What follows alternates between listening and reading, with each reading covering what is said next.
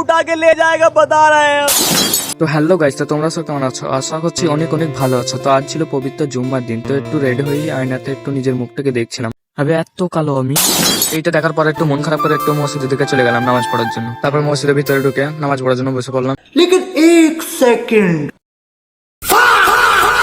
चलो तुमको पागल कुत्ते का गाड़ी उठा के ले जाएगा बता रहे हैं। তারপর নামাজ পড়া কমপ্লিট করে একটু বাইরে বন্ধুদের জন্য ওয়েট করছিলাম, আর তখন দেখছি মিষ্টি বিলাচ্ছে।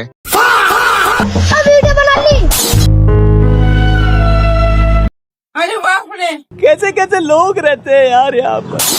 কি বলবো ভাই, যারা রোজা ছিল না তারা গাবিন খেলো মিষ্টি ভাই। क्या আরে হ্যাঁ, তো যাই হোক ওখান থেকে কেটে পড়লাম। তারপর একটু ভালো লোকেশন থেকে গেম খেলতে বসে পড়লাম সব বন্ধু মিলে। আর হ্যাঁ, ভিডিওটা বেশি লং করছি না, তো পার্ট 2 দেখার জন্য জলদি জলদি কমেন্ট করো। আর হ্যাঁ, এই ভিডিওটা লাইক করে যাও।